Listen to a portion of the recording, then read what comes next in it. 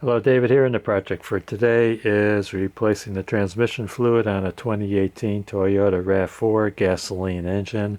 It's not a hybrid. I'm going to be using the recommended factory automatic transmission fluid, which is ATF-WS, which stands for Automatic Transmission Fluid World Standard. I don't recommend using anything but the Toyota recommended fluid because it's got the nutrients that Toyota recommends for the transmission. It's going to take between 2.5 to 3 quarts of fluid, and Toyota's going to tell you that it's a sealed transmission, but it's not really sealed. I think they tell you that so that you think it never needs maintenance. But the fluid should be changed probably every 60,000 miles. So I'm just going to do a drain and a fill, and that does not take out all the old transmission fluid because transmission fluid is still residing inside the torque converter. So a drain and fill, you're only going to get maybe, I don't know, 35 or 40% of the old transmission fluid out. So if you want to get a more complete change using that method, you're probably going to have to do it at least 3 times, maybe 4 times. And with the temperature rising in the transmission fluid, and plus you have to drive it around to mix up the new fluid with the old fluid, you can't do it the same day. You're going to have to do it, drive it around, then on another day do it again, drive it around, and another day do it yet again. Mechanics have specialized tools that could do a complete flush where they take out all the fluid and put in fresh fluid, and I don't have anything like that. Plus, I'm not going to be changing the transmission fluid filter, which resides inside the pan. So you have to take the pan off to get to the filter. And I don't think I need to do it at this time. Well, let me show you. And those of you that get bored with my explanation of theory, why don't you just go ahead and fast forward. Here's your transmission pan. There is a drain plug at the bottom. And then once you take the drain plug out, there's something called a standpipe. It's a plastic pipe that holds off the level to the length of the pipe. So as we all know, fluids expand and contract based on temperature. So the optimal level's right here, and that's defined by the factory to be measured at a temperature between 104 and 113 degrees Fahrenheit, which is 40 to 45 degrees centigrade. So at normal temperature, when the engine's hot, you're going to be up here over the level of the standpipe. This is going to be the 104 to 113 degrees Fahrenheit right here. And this is when it's cold. When it's cold, it's going to be below this level. So what you do is you drain the whole thing out. Then you put in, you can measure it if you want and put in the same amount, but you don't want to put in the same amount because you have to overfill it. And then you bring the transmission fluid up to the 104 to 113 degrees Fahrenheit. So it's a proper level. Then you take just the bottom plug out and let the overflow from up here pour down until it gets to right here. If that makes any sense. So the first drain, you take out the plug and you take out the standpipe to take out everything. And then you put it all back together. You don't have to tighten it really tight because you're going to be opening it again. Then you fill it. The filler is way up here. It's on the driver's side, and they kind of make it difficult because you have to have you have to remove the left front wheel in order to get access to that fill port. So I'm using the Haynes manual. According to the Haynes manual, they tell you to warm up the transmission fluid to drain it because all the sediment and impurities gets mixed up with the fluid and it all drains out. But my thought is that if you do that, you're going to be way above the 104 to 113 degrees Fahrenheit, and it takes forever for it to cool back down, and it might take several hours. You might have to wait a day until you actually fill it up. So why do the Toyota engineers do this and not use a dipstick? I don't know. And why do they pick a particular temperature for measuring the level of the transmission fluid? I don't know that either. Why can't they do it at normal operating temperature with a dipstick and just have the engine running while you check the level? I could guess why they don't check the level when it's cold, because cold in Florida could be 60 degrees and cold in Canada could be 30 degrees Fahrenheit. Since measuring the temperature is critical to the proper fluid level, you got to ask yourself, how do we measure the temperature? One way is to use one of these infrared thermometer guns. You could measure the bottom of the pan. Is the temperature at the outside of the bottom of the pan equal to the temperature what's the fluid inside the pan? I don't know. You can have a scanner. I have one of these. I just got this King Bolin E-Diag Elite scanner that has a system for measuring transmission fluid temperature. And then there's another method of putting a jumper in the OBD2 port.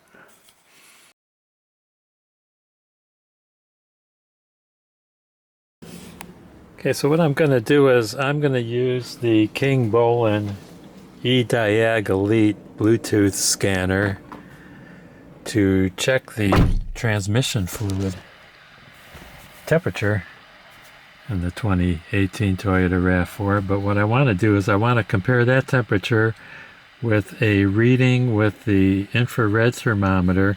If I hold this on the pan of the transmission, I'm just curious to compare the two. And then there's that hack where you jump the two terminals inside the OBD2 port. And I want to do that method too and compare what temperature that is at with the infrared thermometer. Unfortunately, you can't jump the two terminals in the OBD2 port and use the King Bolin diagnostic tool, because the tool needs to be inside the EBD2 port. So that doesn't work. But anyway, let's give it a whirl. Okay, I don't know if you can see this, but the scanner's reading it at 152 degrees. Let's see what this thermometer is reading.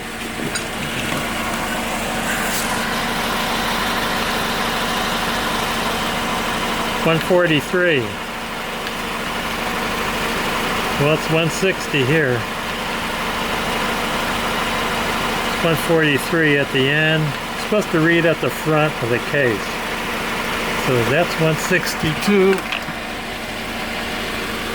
The scanner is still reading 153. So we got a discrepancy there. Okay, the scanner is now at 155. Front of the case is 161. But if I move to the middle, I'm about 159. And 155 if I move near the back of the tranny. The back of the tranny is 138. Well, I guess it's not circulating that much.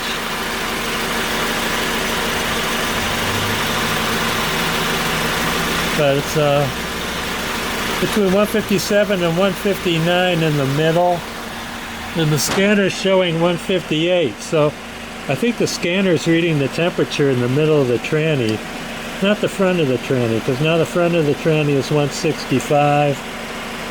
And I'm at 158 in the middle, which matches the scanner. So I would guess they're pretty close then.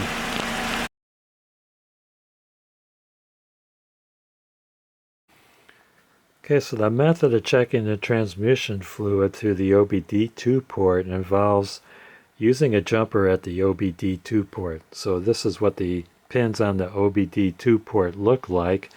And check the angle of the triangle. When I saw it demonstrated, the triangle was upside down on these slants on the sides. So I had to copy the drawing and then turn it the way mine looks. So On the first row you go to the 4th pin, and on the second row you go to the 5th pin, and you use a wire to jump 4 to 5, and that's with the engine off. And then when you turn on the key, you'll think you broke the car because the dash lights are going to be flashing, and that's just a diagnostic mode. Then you start the car, push the shifter from drive to reverse a few times, keeping a foot on the brake pedal. Shift from drive to neutral a few times. And the drive indicator light, which is a D in the square, will be off. When the drive light comes on steady, a solid D, that's a proper temperature. When the drive light begins blinking, that means it's too hot. So when the drive light is solid, leave the engine running, and then you remove the drain plug, but you keep the standpipe in because that determines the level. So you remove the drain plug until the fluid runs out, and then when it starts to trickle, then you put the drain plug back in, and then you could torque it. If no fluid comes out, then you have to put in more fluid and redo the procedure. So the last time I experimented with this procedure, it took about 5 minutes to get to a solid D, and then at about 10 minutes the D started flashing. So you only have about 5 minutes to get under there and drain that fluid, or drain that excess fluid. So I've got my jumper wire in place, and you could see by the way I drew it, I drew the OBD2 port upside down. So I had to turn my picture upside down from there, and I had to count from the right. See the top row, 5th port from the right on the top, and then 4th port from the right on the left, which is upside down to the picture I drew, if that makes any sense.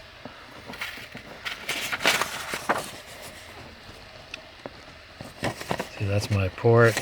That's how I drew it.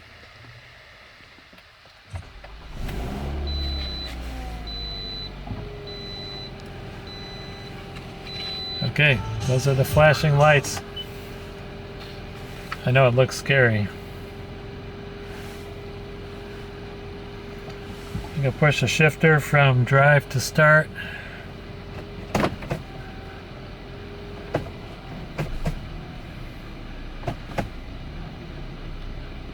I'm going to push the shifter from drive to reverse a few times. Foot's on the brake pedal.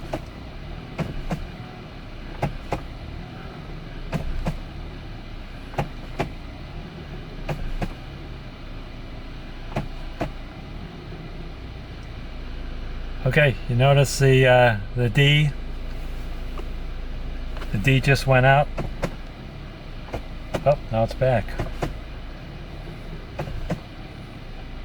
That's because I was out of D. Never mind.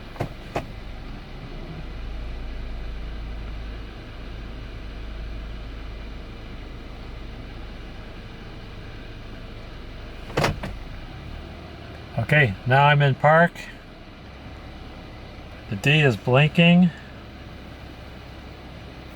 and that's an indicator that it's too hot, and that's because I just took the car out for a drive. Now for the heck of it, I wanted to check the temperature of the oil pan with my infrared thermometer. So let's see what that's reading. Oh, and that's where the temperature gauge is. It's halfway to the normal operating temperature.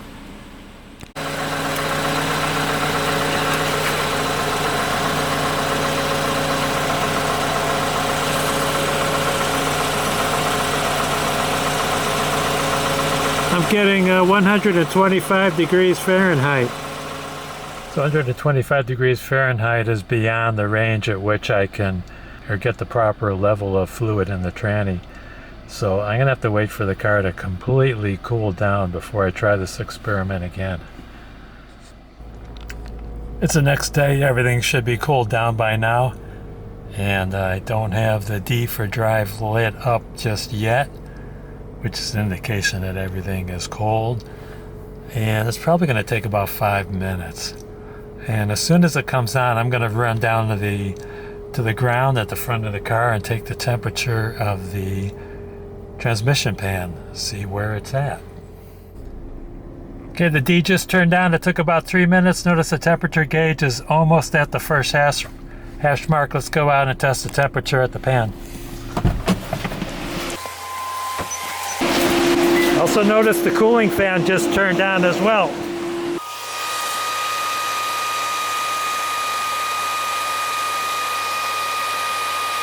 I'm reading 95, 97, 99 degrees right now. The front of the pan's 92.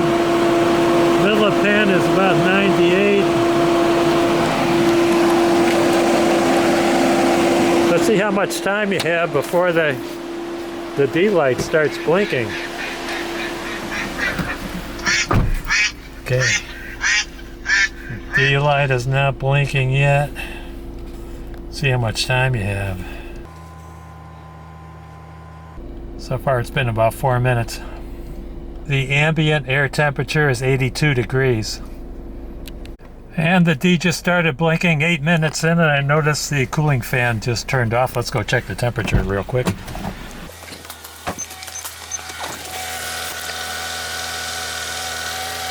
$122 at the front of the pan, about 115 in the middle of the pan. Supposedly that's still within the range. Actually, the top end of the range is 113 degrees, so you do have to catch it before it starts blinking, I suppose.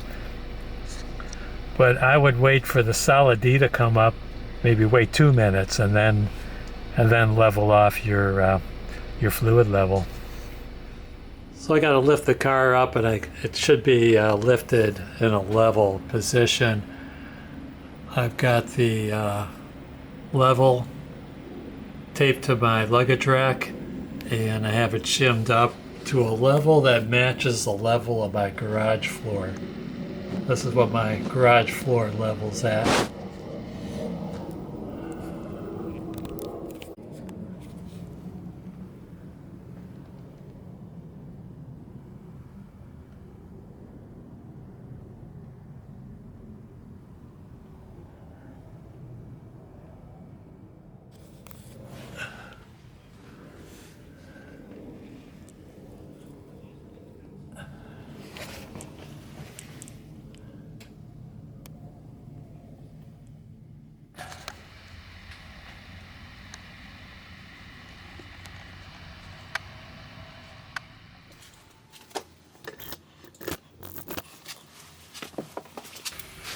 At the left front wheel well, there's a splash shield covering the fill port of the tranny. Just gotta pry these out.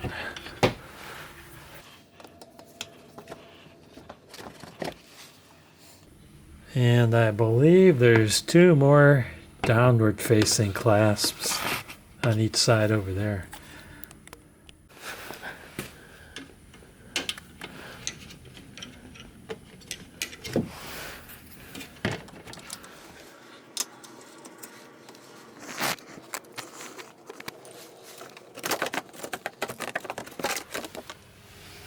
There's a fill port, 24 millimeter drain plug. I want to crack it just to make sure I'm able to access it. Plus I want to make sure that my funnel fits it so I could fill it. WS stands for Use the World Standard Toyota Transmission Fluid. Looks like my funnel will fit just fine. Okay, time to drain the pan. Got a 6 millimeter hex socket.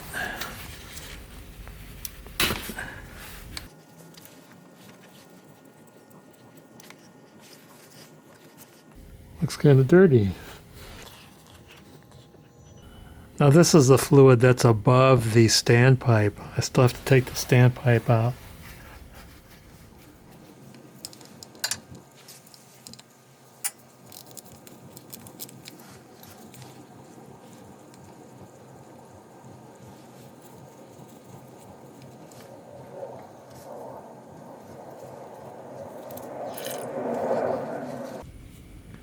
Okay, we can put the standpipe back in. Only goes in finger tight. If you go too hard, you're going to break it.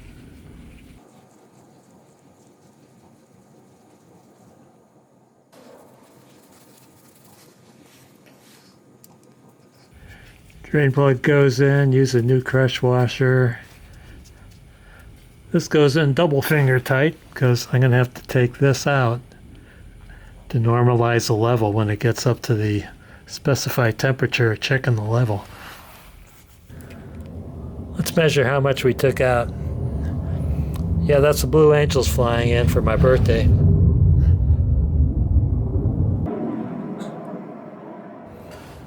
And we took out a little more than 2 quarts. About 2 1/4 quarts. I'm going to put in 2 1/2 quarts of fresh transmission fluid. I don't have a spec for the fill plug. I'm just going to tighten it to 35 foot-pounds.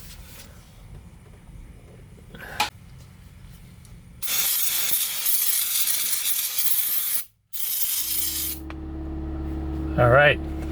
I'm in diagnostic mode. I'm going to shift from drive to neutral. Drive to neutral. I want to circulate that fluid. Hey, let's go to reverse once. Keep your foot on the brake. Make sure the engine's cold. You don't want to get it too warm because it takes forever for it to cool down to the proper temperature.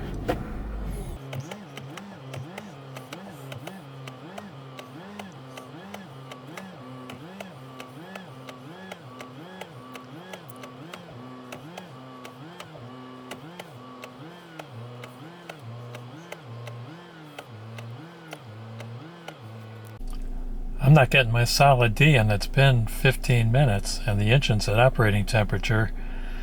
I think I might have exceeded the temperature. I'm going to have to try the scanner method. Yeah, the pan's at 150 degrees Fahrenheit. That is not good. It's going to take all night for this to cool down. Yeah, the scanner's showing the oil temperature on the automatic transmission is 173.75 degrees Fahrenheit, so I'm going to have to wait a while. Yeah, I don't know what happened with that jumper method of reading the temperature, but now I've got my scanner hooked up. It's been 5.5 hours, and the transmission oil temperature is 98.38 degrees, so I'm going to start again. The good thing about the scanner is I could be monitoring the temperature of the fluid down here from under the car. Right now it's 107. It's a good point to start.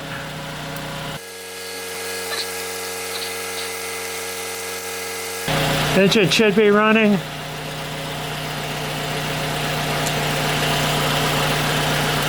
I'm going to cap it off when it starts dribbling.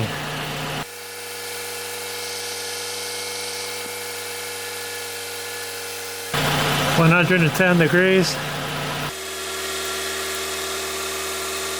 It's about 110 on the middle of the pan with this infrared reader.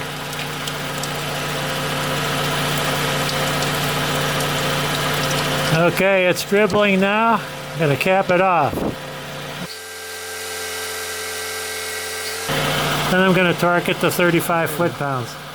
That excess fluid was pretty dirty. If you're OCD, you might want to do this again in a few days. That's all there is to it. Make sure you go for a test drive afterward. And make sure your car's not too hot before you start draining out the excess transmission fluid. And if you're going to use that jumper method of measuring the temperature, you might want to practice it 3 or 4 times before you use it, because it fouled me up. I want to thank you guys and gals for watching. Don't forget to hit like, subscribe, and ring that bell for more great videos from David GPO.